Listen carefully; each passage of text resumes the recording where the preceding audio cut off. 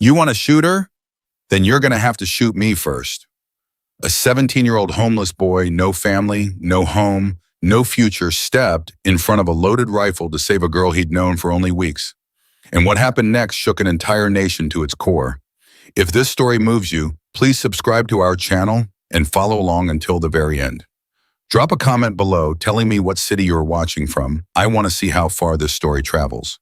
There is a particular kind of silence that only homeless people understand. It is not the peaceful silence of a quiet bedroom or a calm Sunday morning. It is not the comfortable silence of someone who has chosen to be still.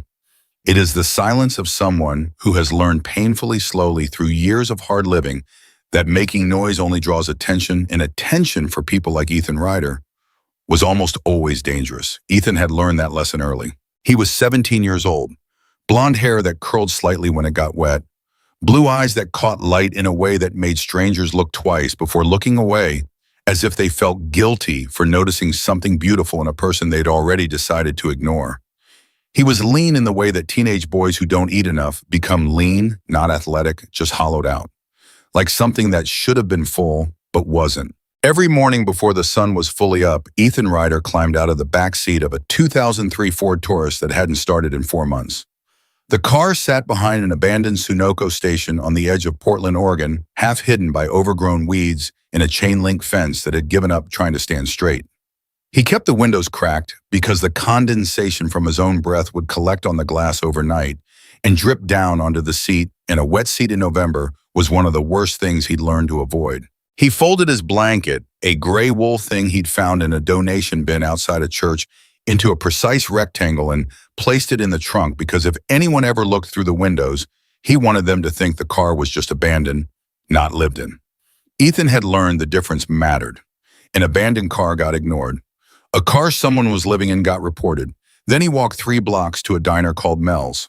Mel's opened at 5:30 in the morning. The bathroom in the back was single occupancy with a lock on the door. Ethan had timed it perfectly. He arrived at 5:45, ordered a black coffee for $1.79, nursed it at the counter until the breakfast rush started pushing people toward the bathroom. And in that small window, he went in, locked the door, and transformed himself. He'd gotten good at it, really good. Wet paper towels for the face and neck. A travel-sized deodorant stick, Old Spice, because it was the cheapest, applied twice. Clean socks pulled from a Ziploc bag he kept in his backpack. The hoodie gray faded Westbrook High printed across the chest in letters that had mostly cracked off hung on the back of the bathroom door while he changed his undershirt. He checked his reflection in the polished metal mirror that had replaced the glass mirror someone had broken 6 months ago. His reflection looked back at him, slightly distorted, slightly warped, like something not quite real. He thought that was about right. Then he walked to school. Westbrook High School sat on the better side of Portland, which meant it was surrounded by neighborhoods where people had 2-car garages and voted in every election and complained about property taxes going up. The students who walked through its front doors in the morning came from those neighborhoods. They wore brand-name backpacks and AirPods, and the kind of effortless confidence that comes from never once having gone to bed wondering if you'd be cold that night. Ethan walked through those same doors every morning and became a ghost. He'd perfected that too. Keep your head slightly down, not so far down that you look defeated, because defeated kids got noticed and pitied. And pitied kids got questions, but just enough to avoid making eye contact that invited conversation. Walk at a medium pace. Don't rush because rushing meant something was wrong, and don't stroll because strolling meant comfort you didn't have. Sit in the back third of every classroom, not the very last row because teachers watch the last row, but 1 or 2 rows from the back. Raise your hand just enough times per week to be remembered as present, but not often enough to be remembered as that kid. Ethan had turned invisibility into an art form, and it had kept him safe for 7 months. He'd been at Westbrook since September, transferred in from Lincoln High across town after his last foster placement had collapsed the Henleys, a couple in their 50s, who'd taken in 3 foster kids at once because the monthly payments added up, and who'd asked no questions and offered no comfort and eventually asked him to leave when he'd confronted Mr. Henley about the way he spoke to the younger kids. Ethan didn't regret standing up. He just regretted having nowhere to go afterward. Child Services had technically been notified. There was technically a caseworker. Her name was technically Diane Marsh, and she had technically returned one of his calls in the past 4 months to tell him she was working on a placement and to hang tight. He was hanging tight in a Ford Taurus in November in Portland. And the cafeteria at Westbrook High smelled like industrial cleaner and something that was trying very hard to be pizza. Ethan arrived at lunch on the 3rd day of November, a Tuesday, carrying a tray he'd loaded with everything the lunch line offered that didn't cost extra, which meant a bread roll, a small container of chocolate milk, and a portion of what the laminated sign called Garden Vegetable Medley, which was mostly canned green beans and 2 baby carrots. He was heading toward the corner table near the emergency exit, his usual spot, the table nobody wanted because it was too close to the trash cans, when he heard the voice. "Hey, Ryder." He stopped. Nobody called him by his last name. Nobody here even knew his last name. He turned slowly. Grace Walker was standing behind the serving counter, waving him over with a dish towel. She was the cafeteria manager, late 50s, broad-shouldered with reading glasses perpetually pushed up onto her forehead, and a way of moving through the kitchen that suggested she'd been doing this for 30 years and had made peace with every part of it. She had a voice like someone who'd smoked for a decade and then quit and never entirely lost the gravel. "Come here," she said quietly. "Let me fix that tray." "It's fine," Ethan said, because saying anything else would require him to admit that it wasn't fine. "I didn't ask if it was fine," Grace said. She took his tray, disappeared behind the counter, and came back 45 seconds later. The tray now had a full portion of chicken and rice, a container of apple slices, 2 bread rolls, a larger chocolate milk, and a slice of cornbread that was not on today's official menu. Ethan stared at it. "My donation budget," Grace said simply, in the tone of someone who had decided not to have a longer conversation about it. "Don't make it weird." He almost said something. He almost said, "I don't need charity." He almost said, "I'm fine." He almost said, "Please don't do this, because if anyone sees, they'll start asking questions I can't answer." Instead, he said, "Thank you." Grace gave him a short nod and turned back to the kitchen. Ethan carried his tray to the corner table.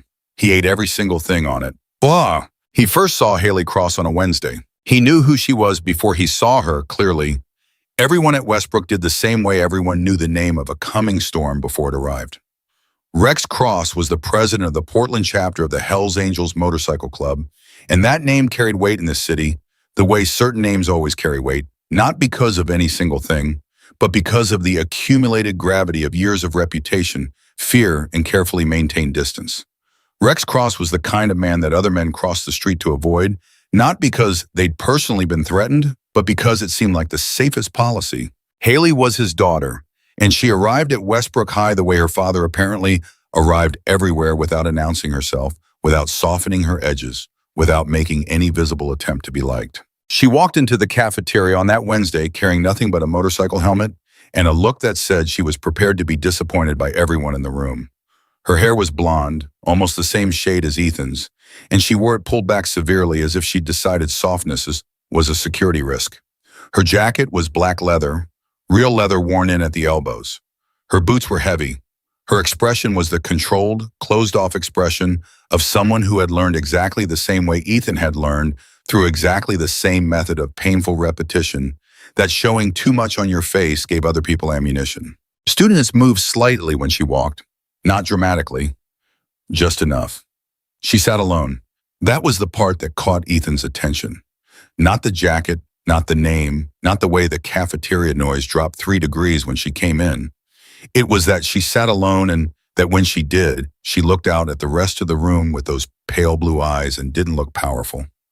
She looked tired. Ethan understood tired. He went back to his food and didn't say anything, because saying something would have meant being seen, and being seen was the one thing he'd spent 7 months perfecting how to avoid. The humiliation happened on a Friday. It was the kind of thing that in a school like Westbrook was technically against the rules and practically never stopped. 3 boys, seniors athletes, the sons of men who served on the school board, had apparently decided that Ethan Ryder was a safe target. They'd probably been building toward it for weeks. Boys like that didn't choose victims randomly. They chose carefully, methodically, selecting the ones who had no protection, no allies, no one who would escalate on their behalf. Ethan's backpack was the thing they went for first. It happened in the main hallway just after 3rd period, in front of approximately 40 students who found suddenly fascinating reasons to look at their phones. One of the boys, Tyler Marsh, 16, brought across the shoulders in the way that boys fed well from birth and enrolled in youth football programs become broad bumped into Ethan hard enough that his backpack swung off one shoulder. "Oh, sorry, man," Tyler said, already reaching for it. "Let me help you with that." He grabbed the backpack and unzipped the main compartment before Ethan could react. The Ziploc bags came first, two of them, one with the clean socks, one with the travel toiletries. Tyler held them up like evidence. "What is this?" he said, and his voice had that particular note of performed confusion that meant he already knew, had suspected, and had come here specifically to confirm. "Dude, are you living out of your bag? Do you not have a home?" The hallway contracted. 40 students became a circle. Phones came up, not to ignore now, but to record. Ethan said nothing. He had learned through a series of experiences, beginning at age 9 in the first foster home, and refined through each subsequent one, that responding to this kind of attack with words only provided more material. Silence was its own kind of armor, imperfect armor that didn't stop the hits, but armor that at least gave them nothing to use. "He's homeless," someone said from the back. Not cruelly, almost observationally, which somehow felt worse. "He literally lives in a car somewhere." "Is that true?" Tyler asked, looking at Ethan with that practiced look of concern that contained absolutely no concern. "You've been coming to school every day, and you don't even have a place to live." That's actually kind of sad." The laughter started small and spread. Ethan stood in the middle of it, hands at his sides, face controlled, eyes forward. Somewhere behind the circle of students, he heard the sound of boots on the hallway floor, heavy and deliberate, and then a voice cut through the laughter with the surgical precision of someone who had learned exactly how to stop a room. "Give him his bag back." The laughter stopped. Tyler turned. Haley Cross stood at the edge of the circle motorcycle helmet, hanging from one hand. Those pale blue eyes locked on Tyler with an expression that contained nothing performative, nothing theatrical, nothing designed to impress. It was simply the expression of someone who had made a decision and was waiting for the other person to make theirs. "I said," she repeated, and her voice was quieter the second time, which made it worse. "Give him his bag back." Tyler's jaw worked. He was calculating, Ethan could see it, the rapid social arithmetic of a boy who was brave in packs, processing the new variable of Rex Cross's daughter and coming up short. He dropped the backpack on the floor, which wasn't giving it back, which was its own kind of statement. Haley walked forward, picked it up, walked to Ethan and held it out. He took it. She didn't look at him with pity. That was the thing he registered first and held on to afterward. She looked at him the way one person looks at another person when they recognize something, not weakness, not victimhood, just something that resonates on a frequency most people aren't tuned to. She turned and walked away without another word. The circle dissolved. Tyler and his group disappeared down the hallway, already rewriting the story in real time to make their exit sound like a choice. Ethan stood alone in the cleared hallway, backpack in hand, heart moving too fast. He didn't say thank you. She was already gone. But that afternoon in his AP English class, the one class where he let himself disappear into the material instead of just disappearing, he found a folded piece of paper slipped into his textbook. It said, "Lunch table by the exit. Tomorrow, don't make it weird." He recognized the handwriting from a paper she'd read aloud in that same class 2 weeks ago, something she'd written about a Steinbeck novel that had been quietly the best thing anyone in that room had said all semester. He sat with it for a long time. Then he folded it back up and put it in his Ziploc bag with the clean socks because it was the only safe place he had. He sat with her the next day, and the day after that, and the day after that. The first few lunches were mostly silence, which suited them both. She ate, he ate. The corner table stayed theirs by some unspoken agreement with the rest of the cafeteria, who had apparently decided that whatever Haley Cross was doing, they wanted no part of interrupting it. Slowly, in the way that conversations begin between people who have both learned to be careful, they started talking. Not about big things at first, about small ones, books. She was reading East of Eden for the third time and had opinions about it that she delivered with a directness that Ethan found startling after months of surface conversations with people who didn't mean anything they said. He had read it twice and pushed back on one of her interpretations, and she'd gone quiet for a moment. The quiet of someone genuinely reconsidering, not the quiet of someone waiting for their turn to talk, and then said, okay. Yeah, that's actually a better reading. Nobody had told Ethan he was right about something in a long time. It shouldn't have meant as much as it did, but it meant quite a lot. One afternoon, 3 weeks into their strange, wordless lunch agreement, Haley put down her fork and looked at him directly and said, "Where do you actually live?" The question landed in the space between them like something breakable. Ethan met her eyes. He'd been asked variations of this before by teachers who suspected by caseworkers who were supposed to know by Tyler Marsh in the middle of a hallway with a crowd watching.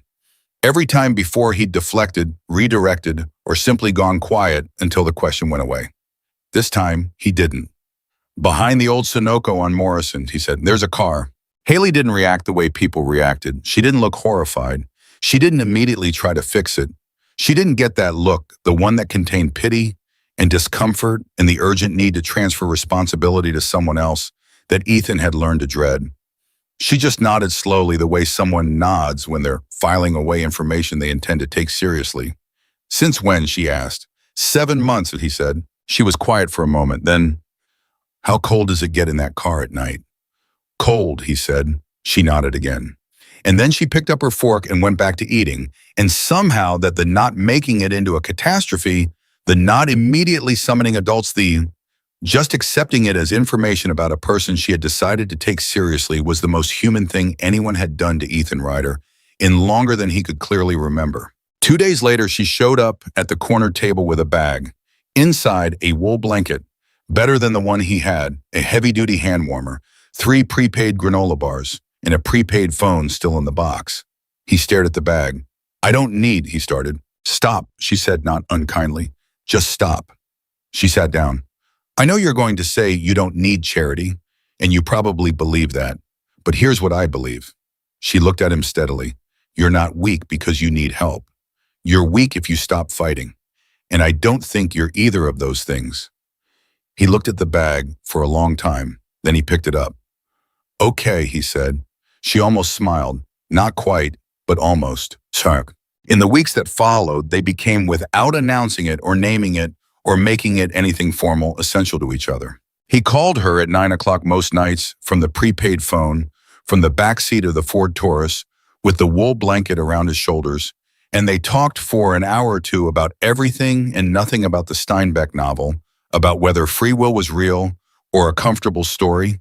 People told themselves about what they'd do if they had any other life than the ones they had. She told him things she didn't tell other people. She told him what it was like to be Rex Cross's daughter.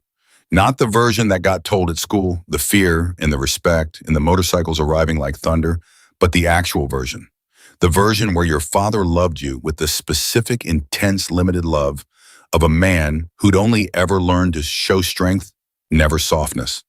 The version where you went to parent-teacher conferences alone because he'd forgotten or hadn't been told or had other things that needed handling. The version where everyone in your life treated you like an access point to your father, either afraid of what he might do or hoping to get close to him through you. And nobody, not once, had ever just talked to you like you were a regular person with regular feelings who might be having a hard day. "Until you," she said one night. The words sat in the back seat of the Ford Taurus with him after they hung up. He turned them over in his mind for a long time. He thought about the fact that he was 17 years old, sleeping in a car in a city that didn't know his name, and that somehow, through a sequence of events so strange and specific that he couldn't have planned it if he'd tried, he had found someone who understood the particular exhaustion of being invisible. He didn't know what to do with that. He just held on to it, the way you hold on to things when you don't have much else.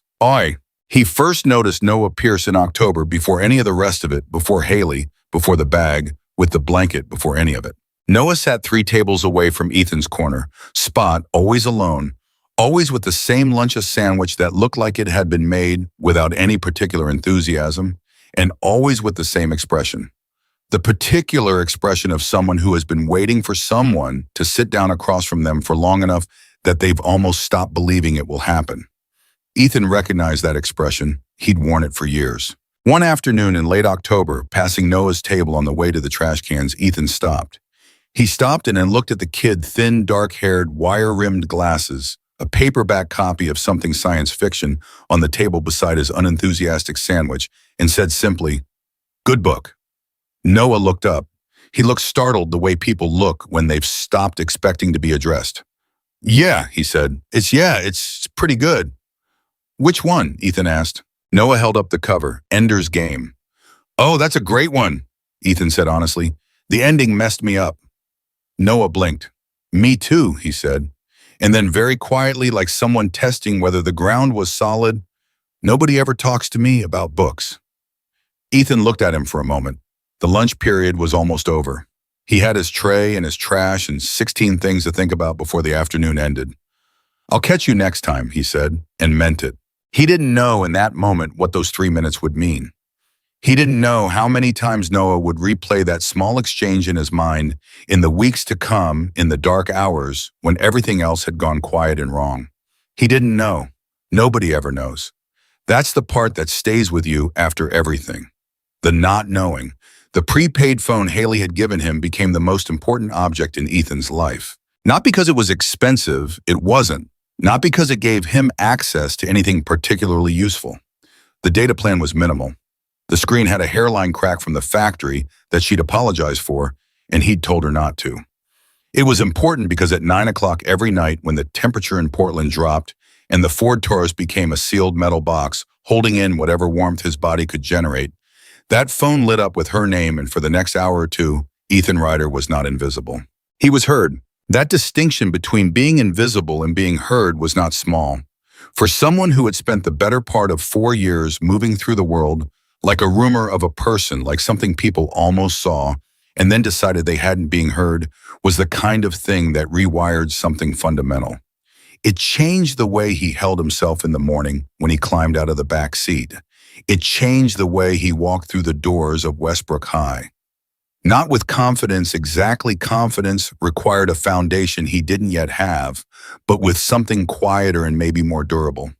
The sense that at least one person on earth knew where he was and was choosing deliberately to keep knowing. Haley called every night, without fail. Even on the nights she was clearly exhausted, even on the nights when whatever had happened at home had left her voice flatter than usual, stripped of its normal dry precision. She called and he answered and they talked. "Bad night," he asked her one Thursday, 3 weeks into November. "My dad had church," she said. Church was what the Hells Angels called their official chapter meetings. She'd explained that once almost reluctantly, like she was translating from a language she hadn't chosen to speak. "Went late. People came back to the house after. I don't love that." "How many people?" 8, maybe 10. "It's fine, it's just," she stopped. He heard her exhale. "You know when a place stops feeling like yours, like you're just a guest in your own house?" "Yes," Ethan said without elaboration because the answer was so obvious it almost made him laugh. He was a guest in a car. He understood the concept at a granular level. She was quiet for a second. Then she laughed, a short, real laugh, the kind that escapes before you can decide whether you meant to make it. "Right. Sorry. Bad comparison."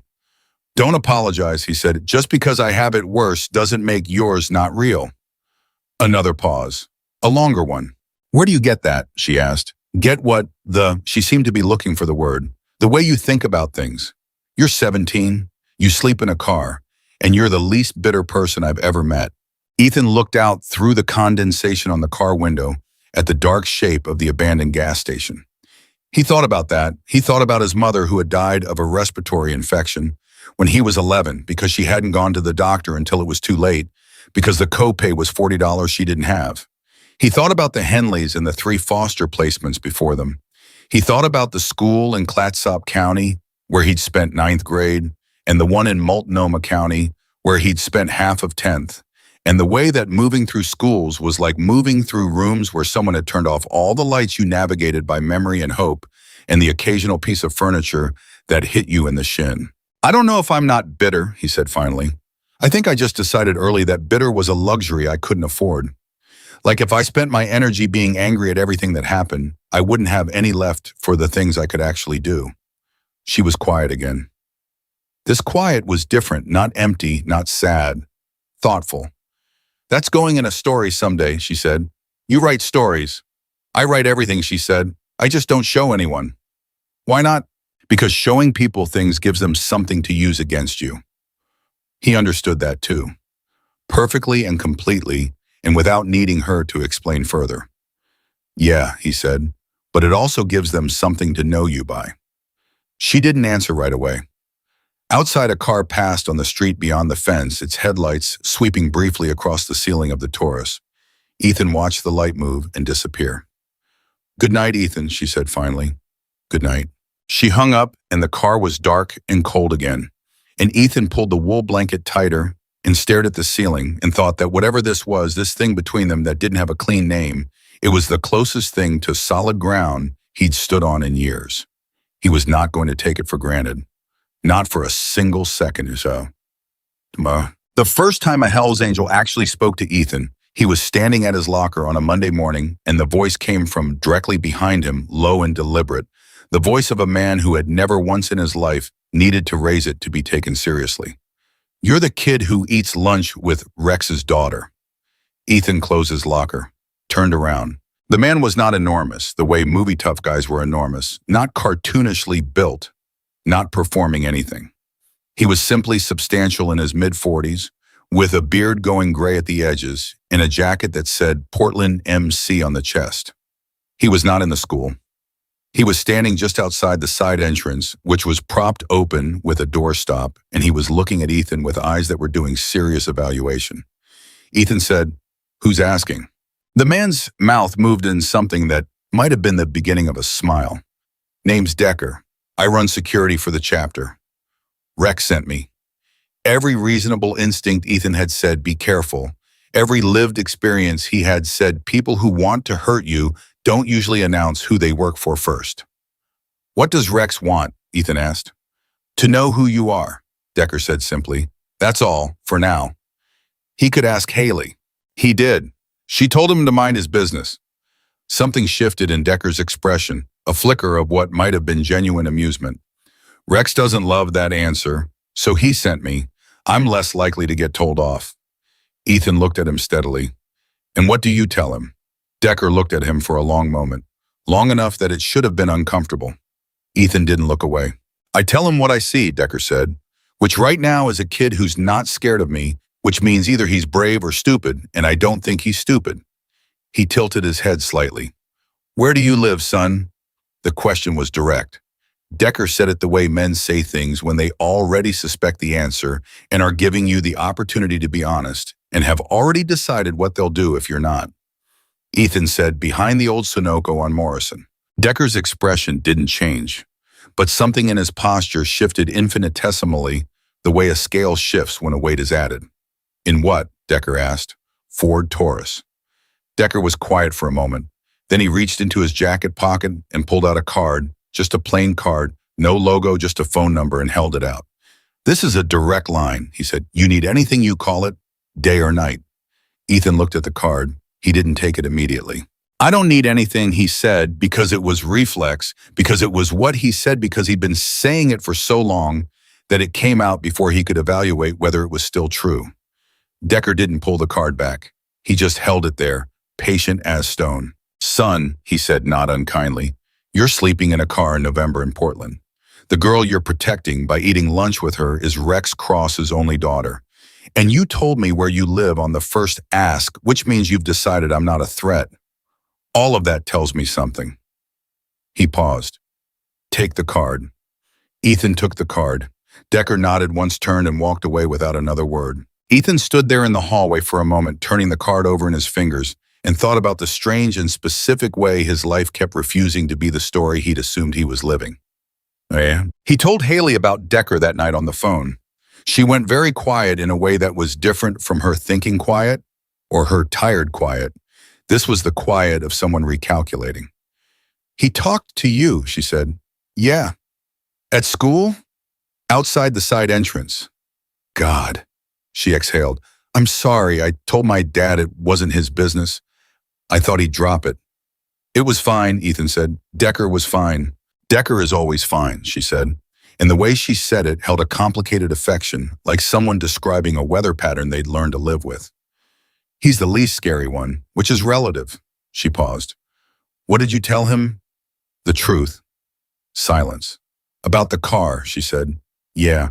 Another silence, this one slower. He could hear her processing it, the fact that he'd told a Hell's Angel enforcer where he slept, the fact that he'd done it calmly, the fact that this was apparently just a thing that had happened on a Monday morning. Ethan, she said carefully, what goes on in your head?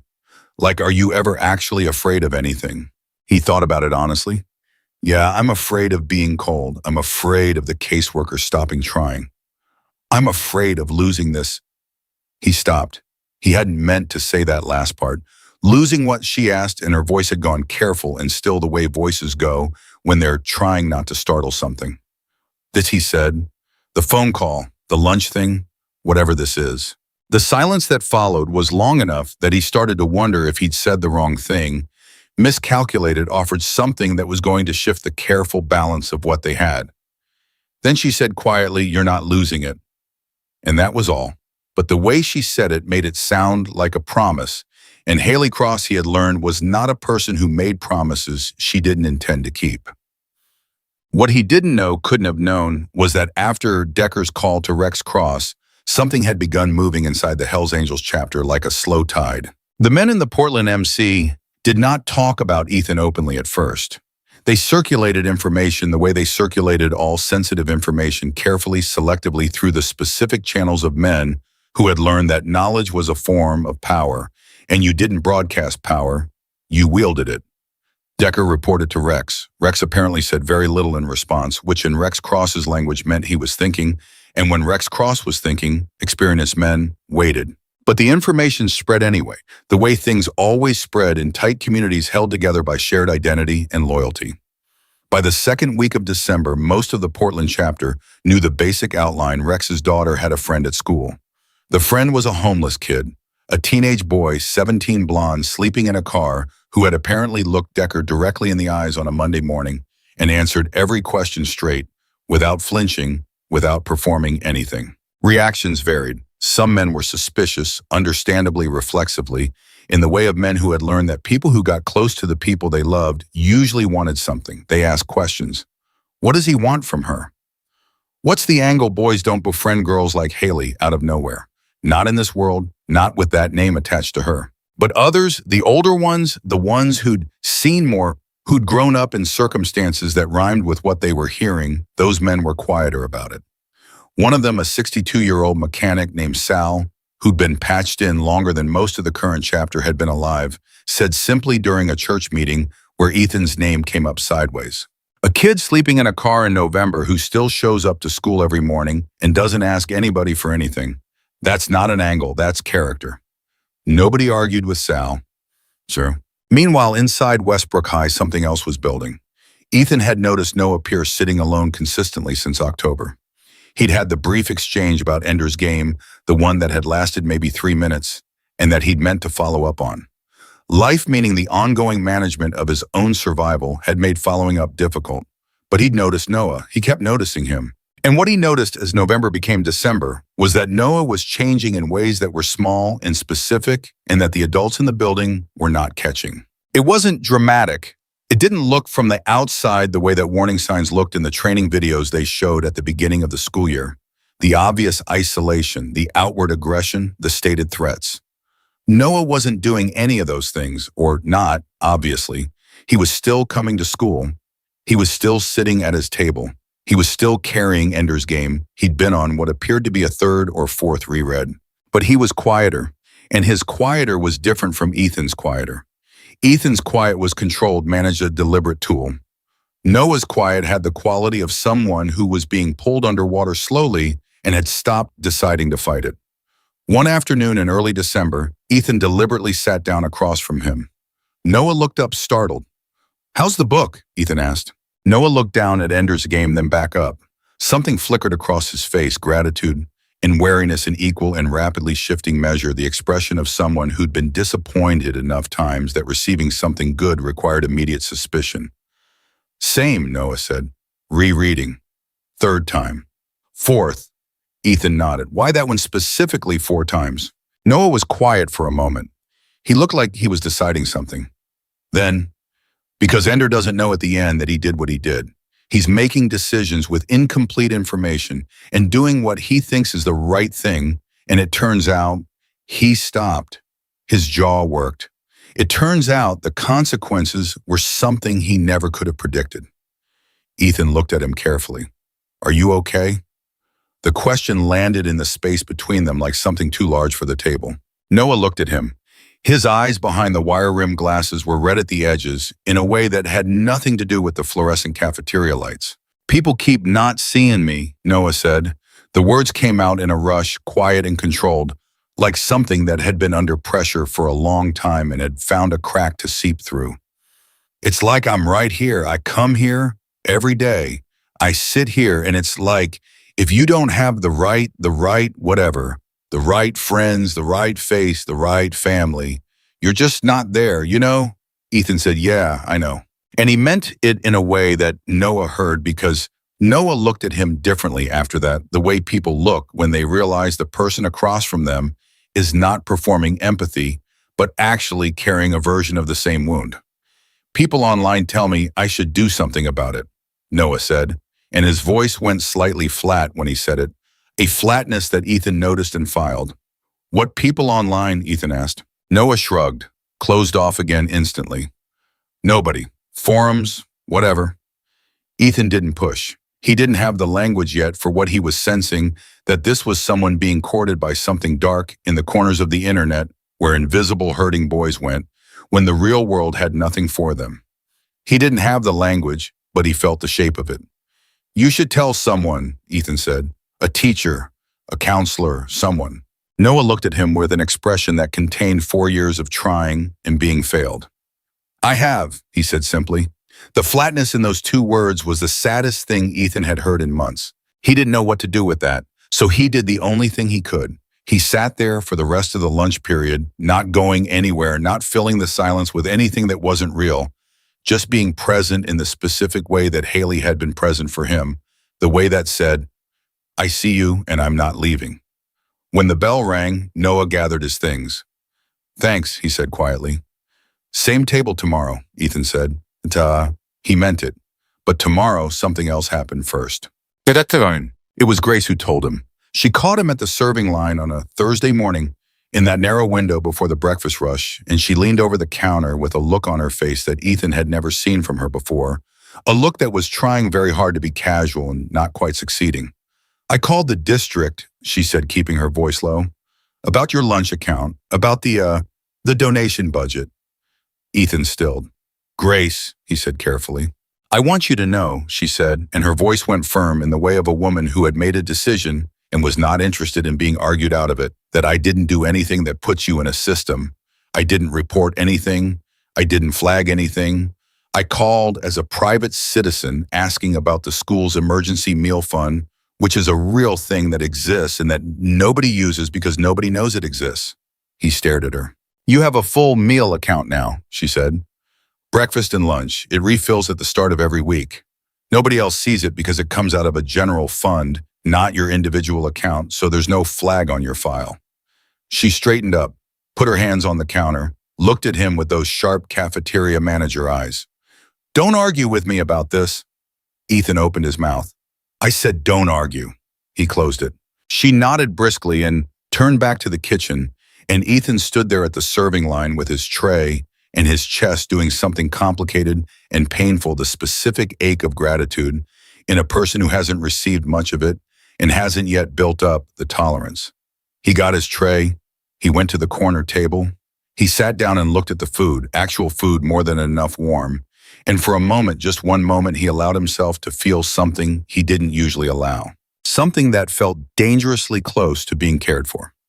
Haley arrived 2 minutes later, dropped into the seat across from him, took one look at his face and said, What happened? He told her about Grace. She listened without interrupting. When he finished, she was quiet for a moment. Then she said, Good. I've been trying to figure out how to get you food without you being weird about it. I'm not weird about it. She gave him a look that contained so much patience it almost looped back around to exasperation. You are a little weird about it, she said. He looked at his tray. I spent a long time not having anything and pretending that was okay. It's hard to stop pretending. She leaned forward slightly. Then stop pretending with me, she said. Start there. He looked at her. And something shifted in the architecture of whatever wall he'd spent 4 years building around himself. Not collapsed, not demolished, but loosened. One brick. Maybe two. That was how it happened with Haley. Not all at once. Never dramatically.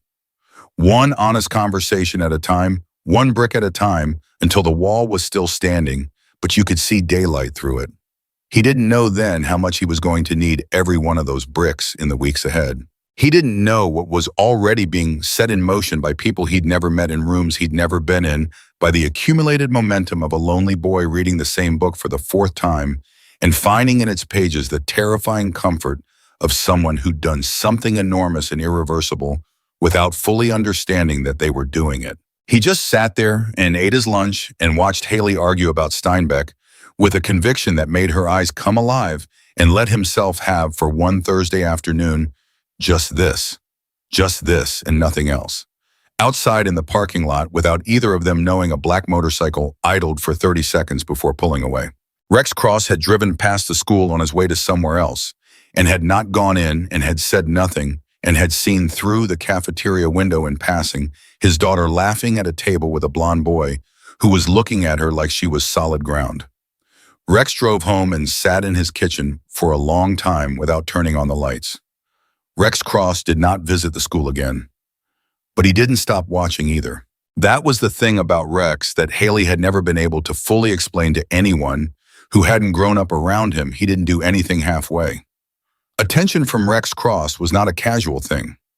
It was total and methodical and patient in a way that most people, civilian people, people who lived in the ordinary world of ordinary consequences, found deeply unsettling. When Rex decided someone was worth understanding, he understood them completely before he ever said a word. Ethan didn't know any of this. He was managing his own world, which was already complex enough. December had arrived with the specific cruelty that Portland December specialized in, not the dramatic cold of mountain winters, not the clean freeze of real snow country, but a wet, penetrating chill that got into everything and stayed.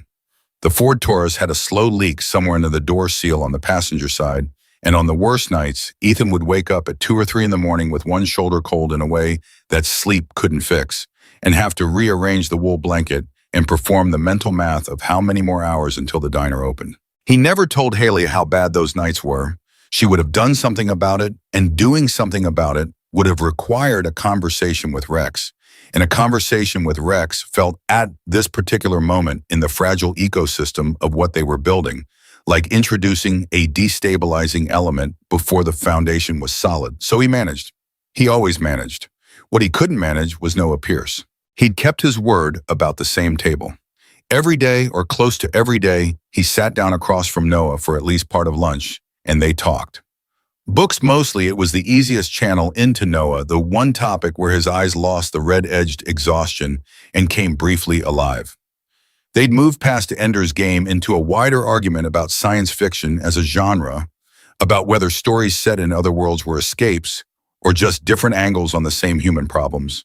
And Noah had opinions that were sharp and well-formed and delivered in the careful, slightly formal cadence of someone who had spent most of his social time talking to books instead of people. "You're smart," Ethan told him one afternoon, and meant it without any inflation or performance.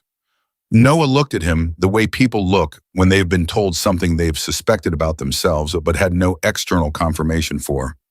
Wary, almost pained. "Doesn't seem to count for much," Noah said. "It counts," Ethan said, "to the right people. I haven't found many of those. You're talking to one right now." Noah was quiet. He turned his milk carton in his hands. "You don't have to do this," he said finally. "Do what?" "Be nice to me. I know it probably looks like a project, like you feel bad." Ethan leaned forward slightly. "You want to know something I figured out sleeping in a car," he said. "When you're invisible long enough, you get really good at knowing who actually sees you and who's performing it. I'm not performing, I just like talking to you." Noah looked at him for a long moment. Something moved behind his eyes. Something complicated layered the emotional equivalent of a room that had been locked for a long time and had just heard a key in the door. "Okay," Noah said quietly. "Okay," Ethan said. But that was also the day that Ethan noticed Noah's phone screen as Noah set it down to pick up his milk carton. Not deliberately, not snooping, just the natural trajectory of two people sitting close at a small table, and one of them setting an unlocked phone face up. A notification from something called a forum, a name Ethan didn't recognize, and a preview of a message that read, "They will finally have to see you." All of them. Noah picked up his phone before Ethan could process what he'd read, locked the screen, put it in his pocket. Ethan sat with what he'd seen for the rest of the day, turning it over, trying to fit it into a shape he recognized. The words themselves weren't specific enough to be alarming. They could have meant anything, been from any online community, about any kind of visibility. But the specific "they will finally have to see you" sat in his chest with a weight that he couldn't fully articulate. That night on the phone with Haley, he told her what he'd read. She was quiet for a second. "That's not nothing," she said. "I know. You should tell someone at school." "I've been thinking about that," he said. "But if I do and it's nothing, Noah loses the one person who actually sits with him. And I don't know if he can. I don't know where he goes if that disappears too." Haley was quiet again, longer this time. "That's not your responsibility to calculate," she said carefully. "No," Ethan agreed, "but it's something I can't stop calculating." She didn't push him further that night, but she said before she hung up, "Don't wait too long on this one, Ethan. Sometimes waiting feels like kindness, and it's actually just delay." He turned that over in his mind in the dark car for a long time. He was going to go to the counselor in the morning. That was the decision he made lying under the wool blanket on the last Sunday night of January, listening to rain hit the roof of the Taurus. Monday morning, he would go to the counselor's office before first period. Monday morning changed everything before he got the chance. He heard them before he understood what they were. Three sounds, sharp and flat and wrong in a way that the human nervous system recognizes before the brain has finished translating. Not the sounds of a school hallway, not a door slamming or something dropped, but the sounds of something irreversible happening to the air itself. Ethan was in the main hallway 20 feet from his locker when the fire alarm started screaming and then immediately stopped, replaced by something worse. The school's emergency, a voice he recognized as the assistant principal's voice. Mr. Harlan saying words in a controlled, deliberate, barely controlled tone that turned the hallway to ice.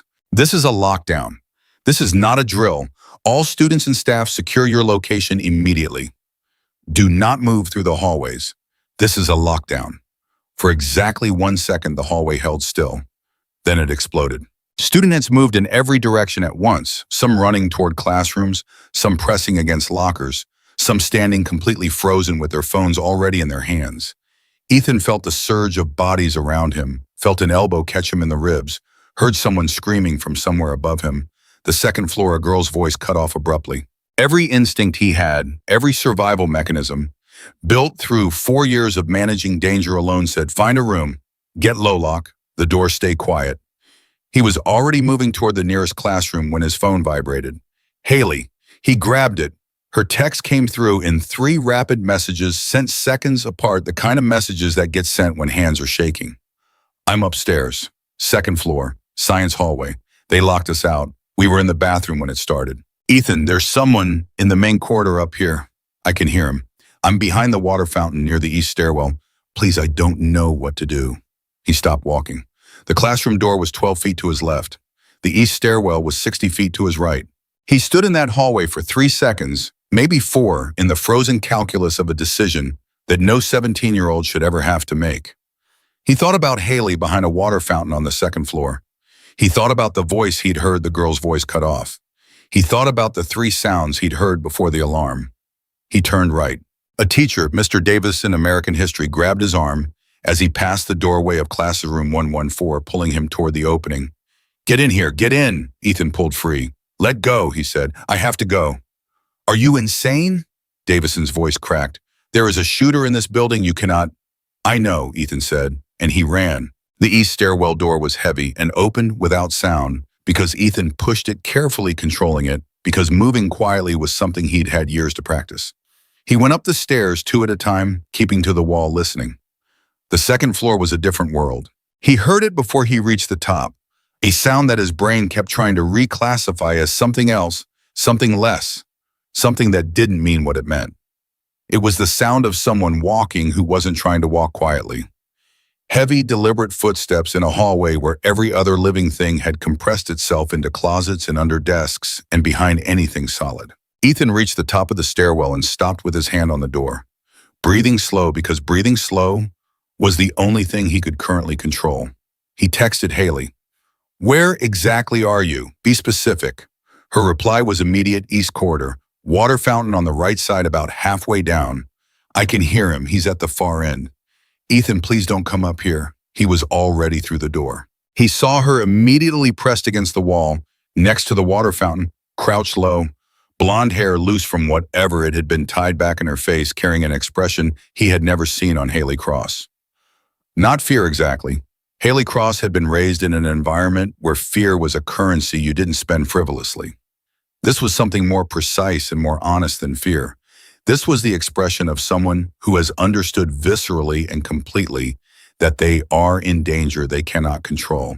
He reached her in 12 steps. He pressed himself against the wall beside her. "What are you doing?" she breathed, and it wasn't a question. It was a statement of disbelief delivered in a voice she was barely managing to keep below audible. "Same table," he said quietly. Her jaw tightened. Her eyes went bright in a way that had nothing to do with tears and everything to do with something being pressed too hard against something else. "You idiot," she whispered. "Yeah," he agreed. Then they both heard the footsteps stop. Crying. Noah Pierce had not planned it the way the forums had suggested. He had planned it differently. Smaller, more specific. The forums had talked about legacy and about spectacle and about making the people who ignored you understand the weight of what they'd thrown away. But Noah had spent 4 years being invisible, and what he actually wanted, what lived underneath all the noise of the forums and the cold comfort of their validation, was simply to be seen. To have someone in this building finally register that he existed and that his existing had mattered. He hadn't expected it to go this far. That was the thing about these things. They never went exactly the way anyone planned, because planning was something you did in the abstract, in a bedroom at 2 a.m. with a screen light on your face, and then the actual morning arrived, and the actual hallways arrived, and the actual sounds arrived, and everything that had seemed logical in the dark became something else in the light. He had fired 3 times in the empty east hallway. Not at anyone, not yet. The rational part of him that was still functioning had not yet closed the door on stopping on some part of this being reversible, and the sounds had done exactly what part of him had wanted, which was that everyone had finally, instantly, completely stopped pretending he wasn't there. He turned the corner into the main east corridor, and he saw them. 2 people pressed against the wall next to the water fountain. A girl with blonde hair who he recognized as Rex Cross's daughter, the one everyone was slightly afraid of. And next to her, pressed against the wall, shoulder to shoulder, a boy he recognized in a different way, the boy who had sat across from him in the cafeteria, the boy who had talked about Ender's Game, the boy who had said, "You're talking to one right now," when Noah had said he hadn't found many people who saw him. Noah stopped. The rifle was at his side, not raised, not aimed. His hand was shaking in a way he hadn't anticipated. The 3 of them looked at each other. Haley moved first instinctively, reflexively, reaching back to put herself partially in front of Ethan. Ethan caught her arm. He stepped forward instead. "Noah," he said. His voice was calm. Not the performed calm of someone trying to manage a situation from a position of authority. Not the strained calm of someone pushing fear behind a professional mask. The calm of someone who had spent 4 years managing genuine danger with nothing but his own steadiness, and had gotten very good at it. Noah's grip tightened on the rifle. "Stay back," he said. His voice broke on the second word. "Okay," Ethan said and stopped moving. "Okay, I'm staying." "You shouldn't be here," Noah said. Everyone should be in the rooms. Why are you?" He stopped. Something shifted in his face. "Why are you here?" "Because she's my friend," Ethan said simply. Noah stared at him. "You sat with me," Noah said. The words came out fractured, off rhythm, the way words come out when the person saying them is dealing with more than language can cleanly carry. "In the cafeteria, you sat with me." "I know." "Why?" "Because I saw you," Ethan said. "Same reason you needed someone to see you. I've been invisible too." Something moved across Noah's face, something that had been held very tightly and very long, beginning to loosen.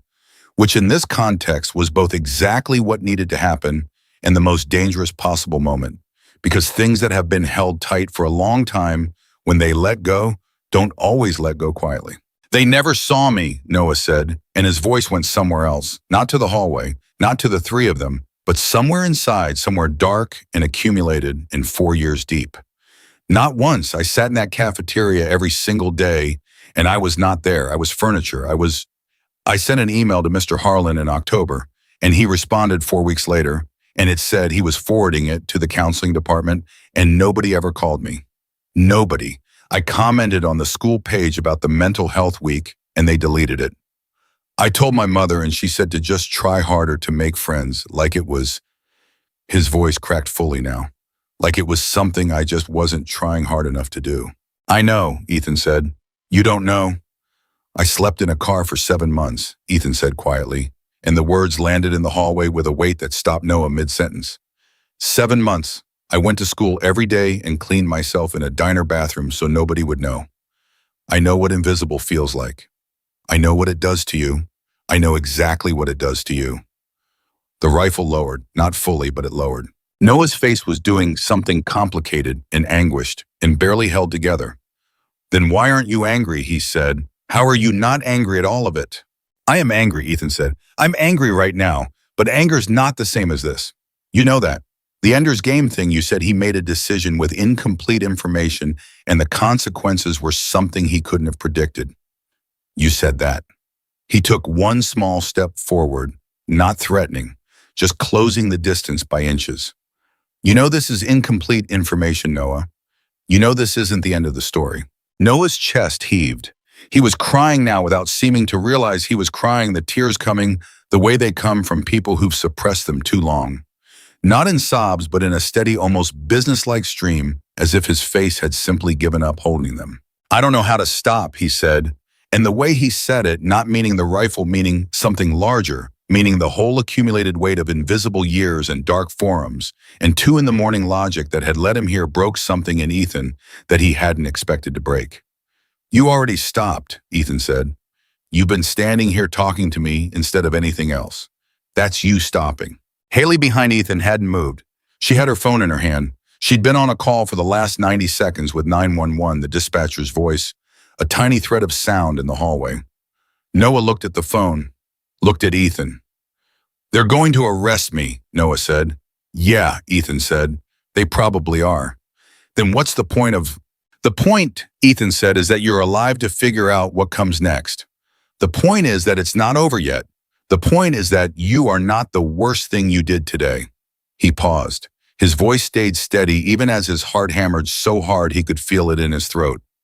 You matter, Noah, not because of this, in spite of it. You matter, and this isn't the way. Silence. The rifle hit the floor. The sound of it, that specific final sound of metal on linoleum, was the loudest thing Ethan had ever heard. Noah sat down on the hallway floor. He put his face in his hands. His shoulders shook. Ethan crossed the distance between them in 5 steps, crouched down and put his hand on Noah's shoulder. And Noah, who had been alone in the specific total way of someone the world had practiced ignoring, leaned sideways and pressed his forehead against Ethan's shoulder and came apart completely. Below them, police boots were already hitting the front stairs. The east corridor door at the far end burst open. And Noah, still kneeling on the floor with Ethan's hand on his shoulder, looked up at the officers pouring into the hallway and raised both hands. Ethan stood up slowly, hands visible, stepping back as the officers moved forward with a speed and volume that compressed the air. They got Noah up off the floor. They moved him fast, cuffed him efficiently, pulled him toward the stairwell. As they passed, Noah turned his head and looked at Ethan. He didn't say anything, but his eyes said, "You saw me." Ethan nodded. Then an officer had Ethan by the arm, pulling him the other direction, asking questions in a loud, professional voice, and Haley was beside him. Suddenly, she had crossed the hallway without him noticing, and her hand was around his arm, her grip strong and steady. "You okay?" she said. "Yeah," he said. She looked at him, really looked the way she'd learned to look in the months of 9 o'clock phone calls and corner cafeteria tables, the way you look at someone when you've been paying close enough attention to know what their face does when something is wrong versus when something is actually okay. "Yeah," she said. "Okay." He almost smiled.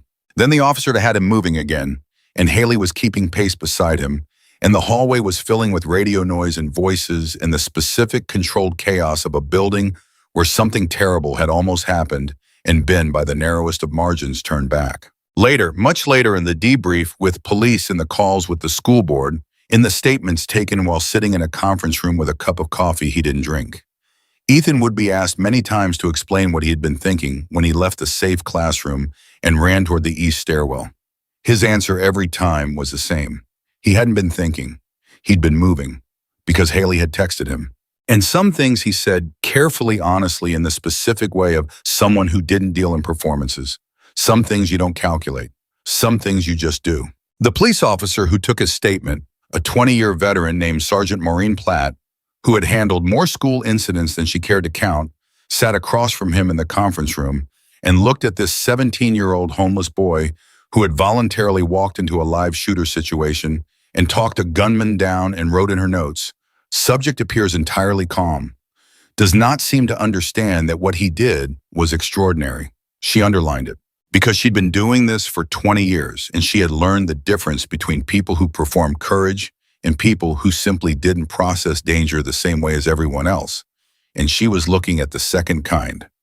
She closed her notebooks and said, "Son, where do your parents live?" Ethan looked at the untouched coffee cup. "I don't have parents," he said. She looked at him for a long moment.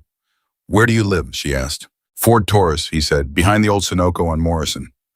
Sergeant Platt was quiet for 3 full seconds. Then she picked up her radio. Sergeant Maureen Platt made 3 calls in the next 20 minutes. The first was to Child Protective Services, which was protocol which she did efficiently and without editorializing. The second was to her lieutenant to update the incident report with the new information about the juvenile witness who had no fixed address and no guardian. The third call was not protocol. The third call was to her husband, a retired firefighter named Carl, who she'd been married to for 23 years, and she said to him in the clipped, stripped-down language she used when something had gotten to her, "I've got a kid here, 17, homeless. Just talked a school shooter into putting his weapon down. I need you to hear that from me before you hear it on the news tonight." Carl was quiet for a second, then he said, "You okay?" "I'm fine," she said. "He's the one I'm worried about." She went back into the conference room where Ethan was still sitting with the untouched coffee, and she sat down across from him and looked at him steadily and said, "Someone's coming from CPS. Her name is Diane Marsh. You know her." Something moved across Ethan's face. "She's my caseworker," he said. "She called me once, 4 months ago." Platt absorbed that.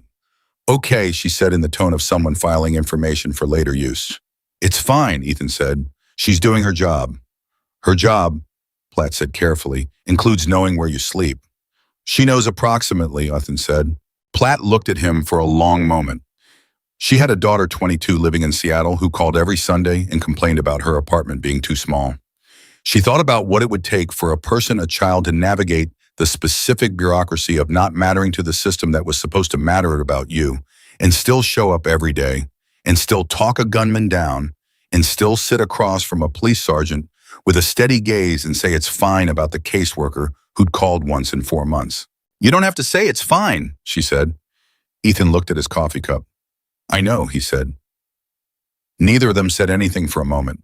Then the door opened and Haley came in, and she came in the way Haley did everything, without knocking, without asking, moving with the certainty of someone who had decided she was supposed to be there and was not interested in a debate. She sat down in the chair next to Ethan and looked at Platt. "He's not talking to anyone else without me present," Haley said. Platt looked at her. "You're the cross girl." "I'm Haley," she said. Platt almost smiled. "He's given his statement. We're just waiting on CPS." She looked between the two of them, the homeless boy with the steady eyes and the biker's daughter, with the "don't test me" posture, sitting shoulder to shoulder in a school conference room after a lockdown, and she thought that if she'd written this as fiction, nobody would have believed it. "You should probably call your father," she said to Haley. Haley's jaw tightened slightly. "He already knows," she said. Platt raised an eyebrow. "How?" "Because he always knows," Haley said, and the way she said it contained a whole complicated family history in 6 words. She was right. Rex Cross had been in the chapter garage when Decker had walked in, and turned on the mounted TV above the workbench without saying a word. The news was already running the breaking story active shooter situation at Westbrook High School, Portland, with the helicopter footage and the police perimeter and the parents gathering across the street. Rex watched the screen for approximately 4 seconds. Then he said to no one in particular, "Haley." Decker said she's not answering her phone. Rex was already moving. He drove to the school in 7 minutes, which was not legally achievable in 7 minutes. And he was stopped at the police perimeter by 2 officers who looked at him and made the rapid professional calculation of whether this was a situation they wanted to escalate. Rex did not yell. He did not threaten. He simply said in the voice he used when the outcome was not negotiable, "My daughter is in that building. Tell me she's okay and I'll wait here. Don't tell me and I'm walking through." One officer made a call. 2 minutes later, he came back and said, "She's okay. She's in the building with detectives. She's not injured." Rex stood at the perimeter for 31 minutes without moving, which was 31 minutes of the most controlled stillness that the officers manning that line had ever witnessed from a civilian. He didn't pace. He didn't make calls. He just stood and watched the building with the focused, patient attention of a man who had learned very early in life that falling apart in a crisis cost you the ability to act in it. When Haley finally came through the front doors with Ethan beside her and a detective behind them, Rex covered the distance to the perimeter line in about 4 steps, and the officer moved aside without being asked. Haley walked into her father's arms, and Rex crossed the man that other men crossed the street to avoid the president of the Portland Hells Angels chapter. The man who had not cried at his own brother's funeral because he'd been too busy managing the aftermath, held his daughter with both arms and pressed his face into her hair and said nothing for a long moment. Then he pulled back and looked at her. His hands went to her face, checking the way parents' hands move when words aren't fast enough. "You're okay," he said. It wasn't a question. It was something he was telling himself. "I'm okay," she said. His eyes moved to Ethan, who was standing 2 feet away watching this reunion with the expression of someone who is trying to take up as little space as possible. Rex looked at him. Ethan looked back. The two of them had never been in the same physical space before this moment. Everything Rex knew about this boy had come through Decker, through his own investigation, through the black and white photographs of a Ford Taurus behind an abandoned gas station that Decker had taken and left on his kitchen table without comment. He had spent 6 weeks building a picture of Ethan Ryder from the outside, the way you build a picture of something you can't directly observe through evidence, through testimony, through the shape of what other people said when they talked about him. Now he was looking at the actual thing. A 17-year-old kid with dried cafeteria food on his hoodie and dark circles under steady eyes in the specific posture of someone who had learned to be small in large spaces. And underneath all of that visible, if you knew how to look, if you'd spent a lifetime reading people in rooms where misreading them had consequences, something that Rex Cross recognized the way you recognize a note of music you heard once a long time ago. Character. Just plain undramatic, unperformed character. Rex said, "You're Ethan." "Yes, sir," Ethan said. Nobody called Rex sir. His own men called him Rex. People who were afraid of him called him Mr. Cross. The sir from a 17-year-old homeless kid landed somewhere unexpected. "Haley told me you went up to the 2nd floor," Rex said. "She texted me," Ethan said simply. "She told you there was a shooter up there." "Yes, sir." Rex was quiet for a moment. Around them, the police perimeter was still active. Parents were still arriving. News cameras were pointed at the building. None of it registered. "And you went anyway," Rex said. "Yes, sir." Rex looked at him for a long measuring moment. Then he said, "Get in the truck." Haley blinked. "Dad." "Both of you," Rex said. "You're not standing out here." The detective, not Platt, a different one, found them at the truck and said Ethan needed to stay available for additional questioning and had Rex confirmed he was taking responsibility for the minor's location. Rex looked at the detective. "Yeah," he said, "I'm confirming that." The detective seemed to consider whether this was a situation he wanted to complicate and decided with the pragmatism of a man who had a long afternoon ahead of him that it was not. Ethan sat in the back of Rex's truck with Haley and watched Portland move past the window and thought about the strange compression of time that happened when enormous things occurred, how the morning had been ordinary, how he'd been thinking about the counselor's office and Noah's phone screen, and whether to get apple slices or the garden vegetable medley. And now he was in the truck of the Hells Angels chapter president, going somewhere he hadn't been invited to yet, because Rex Cross had said, "Get in the truck," in a tone that managed to sound simultaneously like a command and something else, something Ethan didn't have a clean word for. Haley's hand found his in the back seat. Not romantically, not dramatically. The way hands find each other when two people have been through something together, and words are still catching up. She squeezed once and he squeezed back, and they didn't talk. Rex said nothing during the drive. He drove with both hands on the wheel and his eyes forward, and Ethan got the sense that Rex was doing what Rex always did in the immediate aftermath of a crisis, running the numbers, assessing the damage, figuring out what needed to happen next. When they got to the house, Rex sent Haley inside and said to Ethan, "You, sit." There was a bench on the porch. Ethan sat. Rex sat on the porch railing across from him, which put them at approximately eye level, and looked at him with those dark, steady eyes that Decker had apparently inherited the general energy of. "Talk to me," Rex said. "All of it, from the beginning." So Ethan talked. He told Rex everything. Not the edited version, not the managed version, not the version where he minimized the parts that were hardest to say. He didn't know exactly why, maybe because Rex was looking at him with an attention so complete and so unperformed that lying to it felt like a waste of both their time. Maybe because he was tired. Maybe because some part of him had been carrying the weight of it. "It's fine, I'm managing. I don't need anything," for so long that it had its own kind of gravity now, and sitting on a porch in December after a school lockdown, with a Hells Angels president looking at him like he was actually worth understanding, had cracked something open that the weight could finally fall through. He talked about his mother, about the respiratory infection and the $40 copay, and coming home from school at 11 years old to an ambulance in the driveway. He talked about the first foster home and the second, and the Henleys and why he'd left. He talked about the 7 months in the Taurus and the diner bathroom, in the Ziploc bags. He talked about Westbrook High and the invisibility and grace in the lunch account. He talked about Haley finding him in the hallway after Tyler Marsh's performance, in the folded note and the 9 o'clock phone calls. He talked about Noah. He talked about Ender's Game and the forum notification on the phone screen, and the decision he'd made Sunday night to go to the counselor Monday morning, and the Monday morning that had arrived before he got the chance.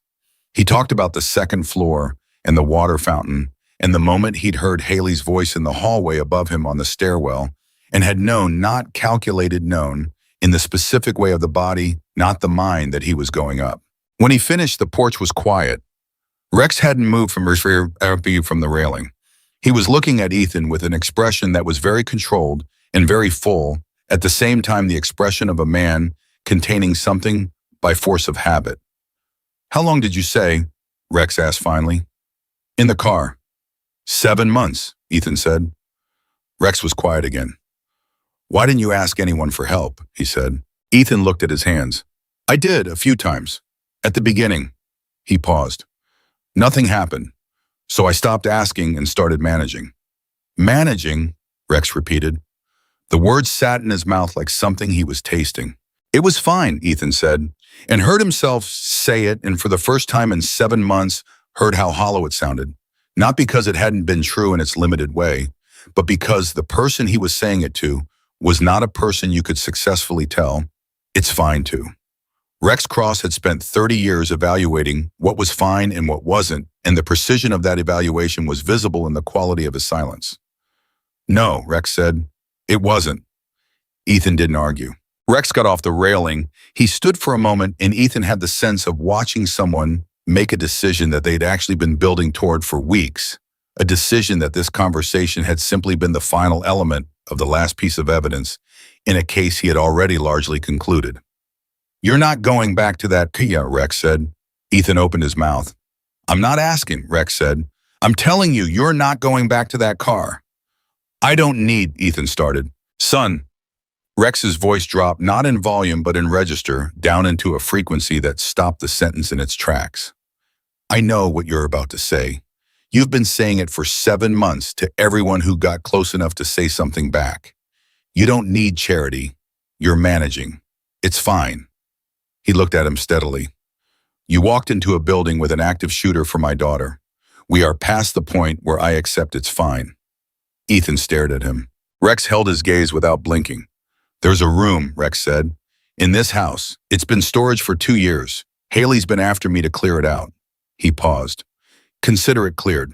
The words landed in Ethan's chest like something physical.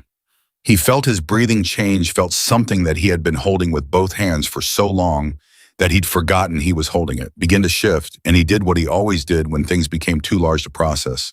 While they were happening, he went very still and very quiet and waited for his internal machinery to catch up. I'm not family, he said finally, because it was the most honest objection he had. Rex looked at him. Something crossed his face, something that was not quite a smile, but was in the same territory, the same quiet country of emotions that hadn't needed to declare themselves yet. You will be, Rex said simply. Give it time. The front door opened and Haley appeared with 2 cups of coffee, looked at her father, looked at Ethan, and read the entire situation in approximately 2 seconds with the accuracy of someone who had spent her life navigating Rex Cross's emotional weather patterns.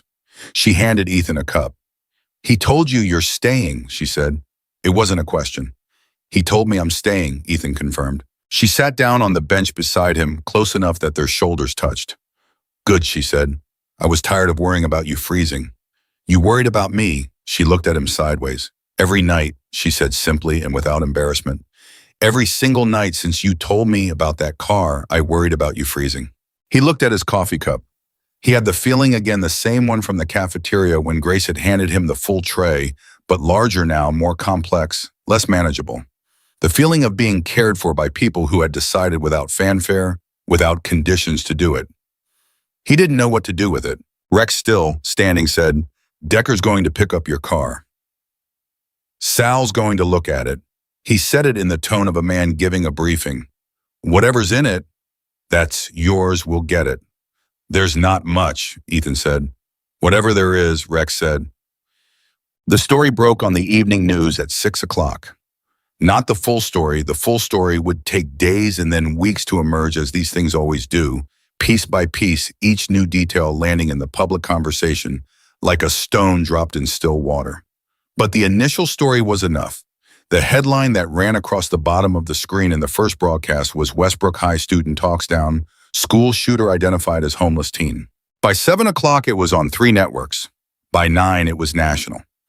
Ethan was sitting in the cleared storage room. Rex and 2 chapter members had moved the boxes in under 2 hours with the efficiency of men who approached practical problems practically on a bed that had materialized from somewhere in the house. When Haley knocked and came in and sat on the floor against the wall with her phone in her hand and turned it to show him. The clip was from a local news broadcast. A reporter outside Westbrook talking to a parent who'd heard from their kid, who'd heard from another kid. The description was slightly wrong in the details. Someone had told someone that there had been a physical confrontation, which there hadn't been, and the phrase talked him down had somewhere become physically disarmed, but the core of it was there. Homeless student, school shooter, 2nd floor. It's fine. Ethan looked at the screen for a moment. Then he looked at the ceiling. I didn't do it for the news, he said. I know, Haley said. She texted me and I went. I know, she said again softer. He looked at her. Are you okay? Seriously, you were the one up there. You were the one who... I had you, she said, simply and completely. I texted you and you came. She stopped. Her voice had gone to a place it didn't often go, a softer place, less defended. That's not something that's happened to me before. Someone coming. He looked at her for a long moment. It'll keep happening, he said. She nodded, once, and looked away because looking away was what you did when something hit at the exact right frequency and you weren't ready to let someone see it land. Downstairs, Ethan could hear voices. Rex on the phone, multiple calls back to back, the low rumble of his voice through the floor. And outside, a sound that had been building gradually over the past hour, so gradually that Ethan had integrated it without fully registering it. Engines. Motorcycle engines arriving in 1s and 2s, and then in groups parking, cutting off. He frowned. What is that? Haley tilted her head, listened. Chapter, she said. Word travels fast. He went to the window.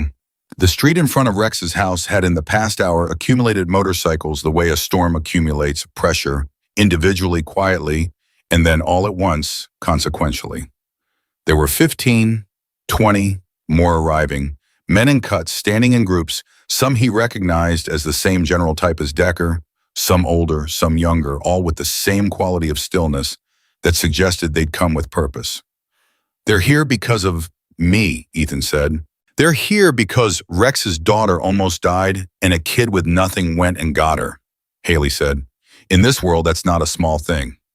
He stood at the window and watched the bikes and felt something that he hadn't felt in so long. He wasn't immediately sure what it was. Not comfort exactly, not relief. Something older and more fundamental than either of those things. Safety. The specific, non-abstract physical and social reality of safety, of being in a place where people had decided without being asked to gather around something they decided was worth protecting. He was 17 years old. He had not felt safe since he was 11. Rex's voice came up the stairs. Ethan. He went down. The kitchen was full. Rex, Decker, Sal, the mechanic, and 4 or 5 others who Ethan didn't know yet. All of them large, all of them with the same quality of focused, unperformative attention. The kind of attention that meant something in a room. Rex was at the kitchen table with a phone and some papers. He looked up. Sit down, he said. Ethan sat. Rex slid a piece of paper across the table. That's the number for the Education Trust Fund. Chapter voted tonight. It goes to you for college or whatever comes after. You don't touch it until you're ready, but it's there. Ethan stared at the paper. Decker, leaning against the counter with his arms folded, said, Sal looked at your car. He can fix it, Ethan said automatically because the car was still on some level his plan B. He fixed it already, Sal said from the corner in the tone of a man who regarded fixing cars as approximately as complex as breathing. It's in the lot, but you're not sleeping in it. I know, Ethan said. Rex told me. Sal nodded. Good. Rex folded his hands on the table. The room went slightly quieter in the specific way rooms go quieter when the person at the center of them is about to say something that matters. I'm going to ask you something, Rex said, and I want you to answer me straight. Okay, Ethan said. When you went up those stairs today, Rex said, when you went through that door knowing what was on the other side, what did you think about? Ethan looked at the table. He thought about the question honestly the way he did everything without dressing it up. I thought about the text, he said. She said she was trapped. That's what I thought about. Not about getting hurt. No. Not about dying. No. Rex was quiet for a moment. Around the table, nobody moved. Why not? Rex asked. Ethan looked up. He met Rex's eyes directly the same way he'd met Decker's eyes on a Monday morning in a school hallway, the same way he'd met Noah's eyes in the East Corridor. Because she needed me to come, he said, and that was bigger than whatever happened to me. The kitchen was absolutely still. Rex held his gaze for a long moment. His jaw worked slightly, the jaw of a man running a very tight operation on a very full feeling. Then he said quietly but clearly, so that everyone in the room heard it, you're not sleeping in a car ever again. You're family now. Nobody clapped. Nobody cheered. That wasn't how things were done in this room with these men. Instead, around the table, there was a series of small, definitive nods. The nods of men who had heard something decided and were registering their agreement in the specific, undemonstrative way of people who mean things without needing to perform them. Decker said, there's food, eat something. Sal said, the car's got new brake pads, by the way. They were gone. Rex pushed back his chair and stood, and the conversation restructured itself around his movement, and Ethan sat at the table with a trust fund number on a piece of paper in front of him, and men around him who had, in the span of a single extraordinary day, decided that he was worth gathering around. He picked up the paper. He looked at it for a long time. Then Haley appeared in the doorway, looked at the room, looked at him, and said, are you going to eat something or are you just going to stare at paper? He almost laughed. Almost. Yeah, he said, I'm going to eat something. He stood up from the table, and for the first time in 7 months, he didn't think about going back to the car. He didn't think about the cold. He didn't think about the Ziploc bags or the diner bathroom or the bread roll and 2 baby carrots in the specific math of managing on nothing. He didn't think about Diane Marsh's one phone call or Mr. Henley's face or the accumulated ledger of small abandonments that had built the walls he'd spent months keeping himself behind. He stood up from the table in Rex Cross's kitchen with motorcycles in the street and men who meant what they said around him and Haley in the doorway. And he thought about exactly one thing. He thought, this is what it feels like to be somewhere. He didn't take it for granted. Not for a single second. The first morning Ethan woke up in Rex Cross's house, he didn't know where he was for exactly 3 seconds. 3 seconds of reaching for a blanket that wasn't a wool rectangle, of feeling a ceiling that wasn't the curved metal roof of a Ford Taurus, of registering warmth that hadn't been fought for, or rationed, or carefully preserved through the night against the specific cruelty of Portland in November. 3 seconds of complete disorientation, and then the room came into focus and the house sounds came in water. Running somewhere, a door, closing, the low rumble of a motorcycle starting up on the street, and he remembered. He lay there for a moment and breathed. Then he got up, went to the window and looked at the street. 12 motorcycles still parked. Dawn light just beginning. The Ford Taurus nowhere in sight because Sal had taken it to the chapter garage, which meant Ethan's plan B was a 10-minute drive away and in better mechanical condition than it had been in 2 years, and he was sleeping in a room with a bed and a ceiling and 4 walls that held warmth. He stood at that window for a long time. Then he went downstairs and found Rex at the kitchen table with black coffee and a newspaper, an actual physical newspaper folded to the front page. And the front page had a photograph of Westbrook High with police perimeter tape and the headline, "Teen Hero Talks Down Westbrook Shooter." Rex looked up. "Coffee's on the counter." Ethan poured coffee, sat down. Rex slid the newspaper across without comment. Ethan looked at the photograph. Below it, a smaller photo, a school ID image, slightly blurry, clearly taken from a yearbook or a school database. His own face. Younger looking than he felt, thinner in the jaw, the faded hoodie visible at the collar. Under it, Ethan Ryder, 17, identified as the student who de-escalated the armed confrontation on the 2nd floor of Westbrook High School Monday morning. He slid the paper back. "I didn't de-escalate anything," he said. "I just talked to him." Rex looked at him over his coffee cup. "That's what de-escalating is," he said. "It sounds clinical," Ethan said. "It wasn't clinical. It was just Noah was drowning and I was the only one standing close enough to the water." Rex was quiet for a moment. "That's a good way to put it," he said. "It's the true way to say." Rex nodded slowly. He drank his coffee. The kitchen was quiet in the specific, comfortable way of kitchens where 2 people are capable of sitting together without needing to fill the silence. Ethan hadn't experienced that particular kind of quiet in a long time. The quiet of a house that contained him, not just sheltered him temporarily. "You're going to have a hard few weeks," Rex said finally. "Media, police follow-up, the school. CPS is going to want to formalize your placement, which means paperwork." He paused. "I've got a lawyer. He handles the chapter's legal work. He's going to handle yours too. Don't sign anything from CPS without him in the room." Ethan looked at him. "You don't have to do all of this," he said. "I appreciate the room. The room is that's already more than I expected." Rex put his coffee cup down. He looked at Ethan with the direct, undecorated gaze that Ethan had come to understand was how Rex Cross expressed things he wasn't going to say twice. "You know what my daughter said to me last night?" Rex said. "After everyone left. She came and found me in the garage and she said, 'He's the first person who ever talked to me like I was just a person.'" He paused. "You know what that means to a father? To hear that about someone his daughter's been carrying in the cold out of a diner bathroom every morning, while she sat at the other end of the school not knowing." Ethan didn't answer because there wasn't an answer. "You looked after her," Rex said, "before you had anything, before you had a reason to, before there was anything in it for you, before you knew who her father was or what her name meant in this city. You sat with her because she was lonely and you were lonely and you recognized each other." His voice stayed level, contained. "I don't forget that. My people don't forget that." The word "my people" landed somewhere specific in Ethan's chest. "You're one of my people now," Rex said. "That's it. That's the whole sentence."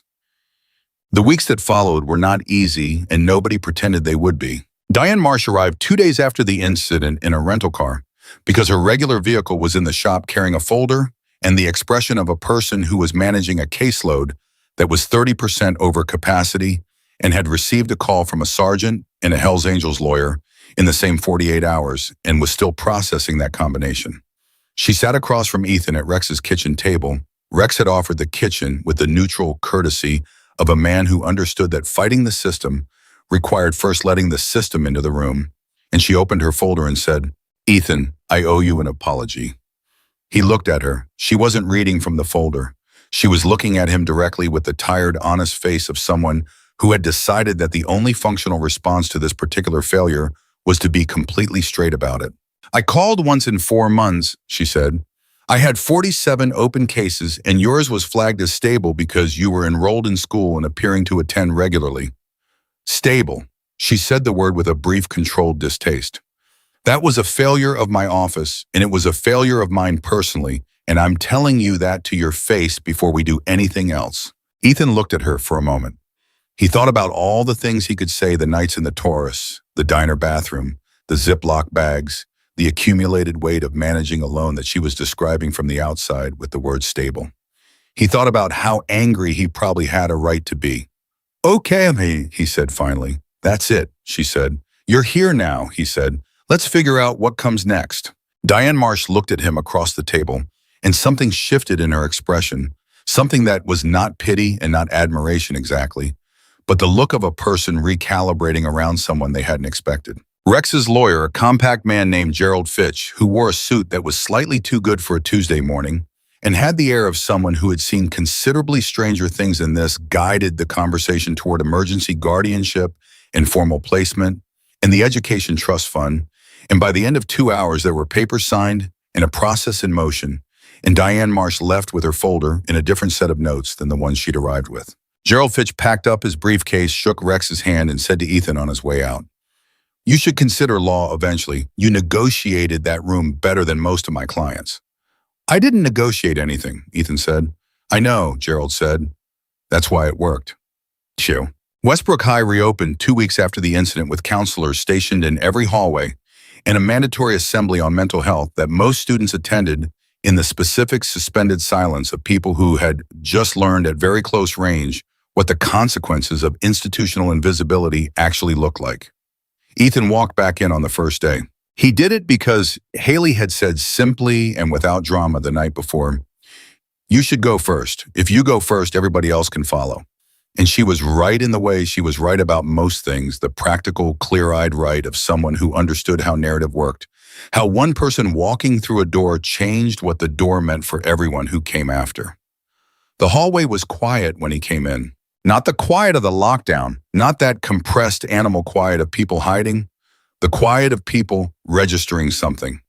He walked to his locker and opened it and got out his books for first period and felt the weight of attention on him, the way you feel temperature as a physical fact without looking for it. Tyler Marsh passed him in the hallway. Tyler, who had held up the Ziploc bags in front of 40 students and called it sad. Tyler, who had built a month's worth of identity on the fact that Ethan Ryder was an easy target and a safe one. Tyler stopped. He looked at Ethan with an expression that contained several competing things: shame and the discomfort of shame, and the specific misery of a person who had staked their social position on a judgment that had turned out to be comprehensively wrong. He said, "Hey." Ethan looked at him. Tyler stopped, started again. "What you did was, it was." He ran out of language. His jaw worked. "I'm sorry," he said, finally, "for the bag thing, for all of it. I didn't know." "You didn't know I was homeless," Ethan said, "but you knew I was a person." Tyler flinched. "It's okay," Ethan said, because holding it against Tyler required energy he didn't have and didn't want to spend, and because the more important lesson had already been delivered by the simple fact of Ethan being the one who had gone up the stairs. "Just remember it." He walked past him to class. Grace Walker caught him at the cafeteria door that first lunch period, and she didn't say anything. She just put her hand on his arm for a moment, in the way that people touch the arms of people they're relieved to see, and Ethan put his hand over hers briefly, and that was the entire exchange, and it said everything that needed to be said. He sat at the corner table. 3 minutes later, Haley sat down across from him. 2 minutes after that, a girl Ethan half recognized from his AP English class, a quiet girl who always sat in the middle row and had never spoken to him, set her tray down at the corner table and said, looking at neither of them in particular, "Is it okay if I sit here?" Haley looked at Ethan. Ethan looked at the girl. Yeah, he said, it's okay. By the end of that first week back, the corner table seated 7. Noah Pierce was in a juvenile psychiatric facility undergoing evaluation. His case was working through a legal process that would take months and whose outcome Ethan couldn't control and had stopped trying to control because one of the things he'd learned from sleeping in a car for 7 months was the crucial distinction between the things you could manage and the things you could only witness. He wrote Noah a letter. He didn't know if Noah would receive it. He wrote it anyway. He wrote, I meant what I said in the hallway. You matter. Not because of what happens, and you matter in spite of it. The story isn't over because you're still in it. That's the whole point of the ender thing, write incomplete information. The next chapter exists. Write it. He didn't sign it Hero or the kid from school. He signed it Ethan, same table. He learned 6 weeks later through Diane Marsh's office that Noah had received the letter and had read it more than once. He didn't learn more than that. It was enough. The rally was Rex's idea, and Rex presented it to Ethan the way Rex presented all his ideas as something that had already been decided and was now being communicated. Spring it, Rex said. First Saturday of May, charity motorcycle rally, mental health resources for teenagers, specifically the kind that don't have adults paying attention. He paused. You're going to speak. Ethan looked at him. I'm not a speaker. You talked a kid with a rifle into putting it down, Rex said. You can talk to a crowd. That was different. How? Ethan opened his mouth, closed it, thought about it honestly. It was just him and me, he said, and I wasn't performing anything. I was just telling the truth. Then go tell the truth to the crowd, Rex said. Same thing. Ethan looked at him for a long moment. Rex looked back with the patient, immovable expression of someone who had made a decision. Okay, Ethan said. Rex nodded, already reaching for his phone to make the next call. The months between January and May were their own kind of education. Ethan finished his junior year. Not just finished, he actually finished for the first time in 4 years without the weight of survival management consuming the bandwidth that was supposed to go to school. He discovered that he was better at mathematics than he'd realized because in his previous schools, he'd always been too tired to find out. He started writing not publicly, just in a notebook Haley had given him, the specific kind of writing that happens when someone has been holding language at bay for years and finally has enough stability to let it move. He spoke at 3 schools in the Portland area before the rally's smaller audiences arranged through the school district's new mental health initiative, which had been launched with considerable speed in the wake of Westbrook, as school boards tend to launch things when the alternative is explaining to parents why they didn't. He talked about Noah without using Noah's name. He talked about invisibility, the specific daily kind, the kind that didn't announce itself as cruelty, but simply operated as neglect. He talked about what it had cost him and what it had cost Noah, and what the difference between their costs was, and that difference was not character or strength, or the specific heroism that the news had decided to assign to him, but the much simpler fact of one person sitting down at a table and saying same table tomorrow and meaning it. After the second school, a teacher, a woman in her 50s who reminded him of Grace, had something of Grace's no-performance directness, stopped him in the hallway and said, "Do you know how many kids in this building are doing what you are doing right now today? Managing not asking, pretending it's fine." "No," he said. "More than you think," she said. "And they don't need a hero. They need someone to sit with them." He carried that into every room after it. Amen. The first Saturday of May arrived with the specific Pacific Northwest spring that felt like an apology for the winter. Clear, cool, the air genuinely clean for the first time in months. Ethan stood backstage at the outdoor stage Rex's chapter had built in the parking lot of the arena they had rented and listened to the sound of the crowd on the other side of the curtain and felt his heart moving in a way that he couldn't quite control. Haley appeared beside him. She was wearing her leather jacket, her hair down, and she looked at him with those pale blue eyes and said, "You're doing the thing." "What thing?" "The thing where you go very still when you're actually very not still." He looked at her. "I'm fine," he said. She gave him the look that had been refined over months of 9 o'clock phone calls and corner cafeteria tables and one hallway on a second floor where both of them had stood and made decisions they couldn't take back. "Tell the truth," she said. He exhaled. "I'm terrified," he said. "Good," she said. "Terror means it matters. She straightened his collar. He was wearing an actual shirt, a real one. Rex had taken him to buy it with the brisk practicality of a man who understood that clothes were armor, and you deserved armor. Go tell the truth, same way you always do. He nodded. Rex appeared from the other side, looked at both of them, and said to Ethan, "You ready?" "No," Ethan said honestly. Rex looked at him. The ghost of that almost smile crossed his face again. "Good," he said. "Means you're taking it seriously." He put his hand briefly heavily on Ethan's shoulder. One squeeze. Then he walked out to the stage to introduce him. Ethan heard Rex's voice through the curtain, the crowd volume changing as Rex appeared, the low thunder of assembled Hell's Angels adding their own sound to the mix, something between applause and the collective idling of 500 motorcycle engines. He heard Rex say his name. He heard the crowd respond. He walked out. The size of it was the first thing. He'd known the numbers Rex had said, thousands. The chapter had promoted it nationally, but knowing and standing at the edge of it were two different things. He stood at the microphone and looked out at the crowd, and beyond the crowd, at the motorcycles, hundreds of them arranged in rows that extended further than he could clearly see, and felt the specific clarifying weight of a moment that was larger than the person inside it. He pulled the microphone to him. He said, "I'm not a hero." The crowd went quiet. "I know that's not what the news called me," he said. "I know that's not the story that's been told. But I need to start with the truth, because starting with the truth is the only thing I've ever known how to do." He paused. "I'm a 17-year-old kid who spent 7 months sleeping in a car because nobody was paying attention. I went to school every day and cleaned myself in a diner bathroom and walked through those hallways invisible. And I want you to understand something that is not a story about strength. That is a story about what happens when the systems that are supposed to see people stop seeing them." Complete silence across the parking lot. 500 Hell's Angels and thousands of civilians, and not a single person talking. "There is a boy," Ethan said, "whose name I'm not going to say, who went to the same school I went to for 4 years and sent emails that didn't get answered and sat at a table alone every single day and found in the darkest corners of the internet the only community that would tell him he existed. And I want every adult in this crowd to hear that. Every teacher, every counselor, every parent. He was not invisible because he was hard to see. He was invisible because nobody was looking." He felt his voice steady as he spoke, the same steadiness that had carried him up the east stairwell, the same quality that Sergeant Platt had underlined in her notebook.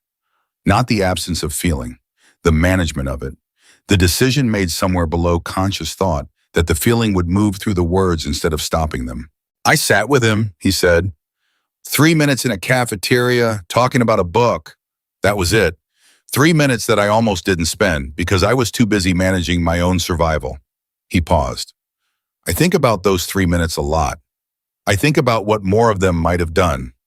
I think about all the kids in all the schools in this country who are sitting at tables right now that nobody is sitting across from. And I think the most radical thing a person can do, not heroic, not extraordinary, just radical, is to sit down." He looked out at the crowd. "Sit down," he said again. "At the table no one wants, with the kid no one sees. Don't fix it. Don't announce it. Don't make it a project. Just sit down and talk about a book. That's it. That's the whole thing." The silence held for one more second. Then the crowd came apart, not with the performed rhythmic applause of a polished event, but with the raw, unorganized noise of thousands of people responding to something that had gotten through, that had landed in the specific place that real things land when they're said by someone who actually means them.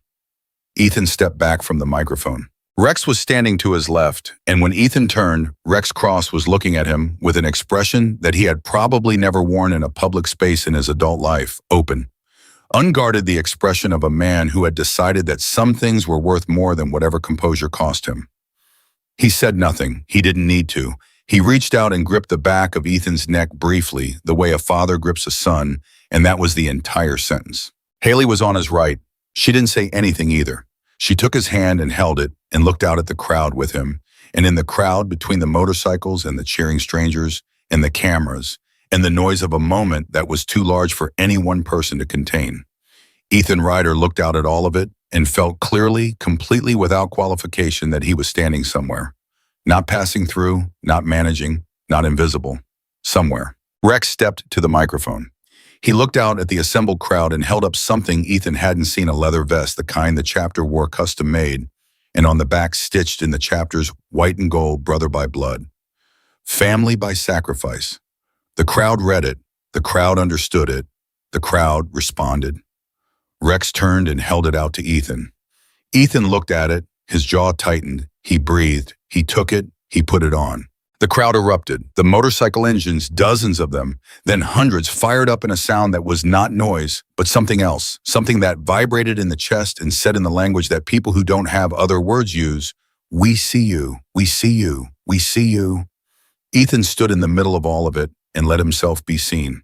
For the first time in his life, he didn't manage it or minimize it or file it away with the things he couldn't afford to feel. He just stood there and let it happen, the whole overwhelming, unearned, completely real fact of being known by people who had chosen to know him. He thought about his mother. He thought about the diner bathroom and the Ziploc bags and the gray wool blanket and the condensation on the windows of a Ford Taurus at 2 in the morning. He thought about Haley's folded note in his textbook and Grace's full lunch tray and Decker's business card and the weight of Rex's hand on his shoulder. He thought about Noah somewhere in a facility in Portland, reading a letter that ended with "same table." He thought about all the invisible kids, in all the schools, at all the wrong tables, right now, and he understood, standing in the middle of a parking lot full of motorcycles with a leather vest on his back and a family around him that he had not been born into, but had been built into one honest conversation at a time, that this was not the end of anything. This was the table, set wide, set permanently, and there was always room for one more. The boy the world had ignored had not become a legend because of one hallway on one Monday morning. He had become a legend because of every small, invisible decision that had come before it. Every time he had chosen honesty over performance, presence over survival, connection over self-protection, and those decisions stacked quietly against each other over years of hard living, had built something that no single dramatic moment could have built alone. Character. Just plain, undecorated, unignorable character. And that, in the end, was the only kind of legend worth becoming.